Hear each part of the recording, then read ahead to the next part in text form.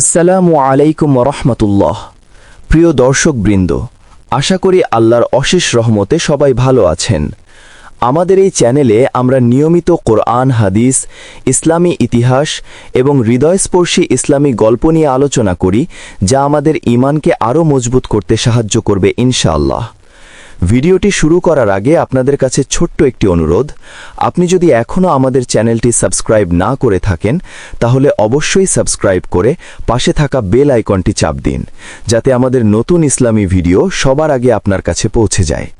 চলুন তাহলে শুরু করা যাক আজকের গুরুত্বপূর্ণ আলোচনা। জাহান্নামের শেষ ব্যক্তি।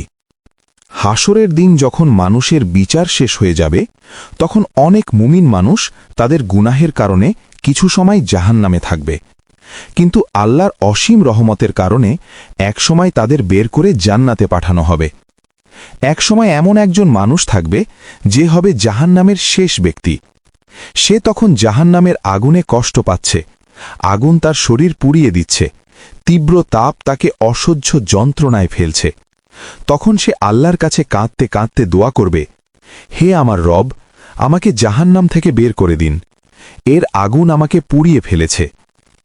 আল্লাহ তাকে বলবেন, যদি আমি তোমাকে বের করে দিই, তুমি কি আবার কিছু চাইবে না? সে বলবে, হে আল্লাহ, আমি আর কিছু চাইব না। তখন আল্লাহ তাকে জাহান্নাম থেকে বের করে দেবেন। জান্নাতের কাছাকাছি। জাহান্নাম থেকে বের হওয়ার পর সে দেখবে সামনে দূরে জান্নাতের অপূর্ব সৌন্দর্য, সবুজ বাগান, নদী, শান্তি ও আনন্দের জায়গা। কিন্তু সে তখনও জান্নাতে ঢুকতে পারবে না। তখন সে আবার আল্লাহর কাছে বলবে, হে আমার রব, আমাকে জান্নাতের দরজার একটু কাছে নিয়ে যান। আল্লাহ বলবেন, তুমি কি বলনি আর কিছু চাইবে না? সে লজ্জা পাবে, কিন্তু আবার অনুরোধ করবে। আল্লাহর রহমত তখন তাকে জান্নাতের দরজার কাছে নিয়ে যাবে। জান্নাতে প্রবেশ। তারপর সে জান্নাতের ভেতরের সুখ শান্তি দেখবে। তখন তার মন আর ধরে রাখতে পারবে না। সে আবার বলবে, হে আমার রব, আমাকে জান্নাতে প্রবেশ করতে দিন। তখন আল্লাহ হাসবেন। হাদিসে উল্লেখ আছে, এরপর আল্লাহ তাকে জান্নাতে প্রবেশ করতে দেবেন। অবাক করা পুরস্কার। তারপর আল্লাহ তাকে বলবেন, তুমি যা চাইবে তা চাও। সে বিভিন্ন নিয়ামত চাইবে, আল্লাহ তাকে দিতেই থাকবেন।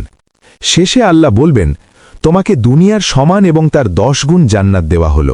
ভাবুন, যে ব্যক্তি ছিল জাহান্নামের শেষ মানুষ, সেও পাবে পুরো দুনিয়ার 10 গুণ বড় জান্নাত। এই ঘটনার শিক্ষা। এই ঘটনা থেকে আমরা কয়েকটি বড় শিক্ষা পাই। আল্লাহর রহমত অসীম। যত বড় গুনাহ হোক, তাওবা করলে আল্লাহ ক্ষমা করতে পারেন। জান্নাতের নিয়ামত মানুষের কল্পনার বাইরে। তাই আমাদের উচিত গুনাহ থেকে বেঁচে থাকা এবং বেশি বেশি ইবাদত করা।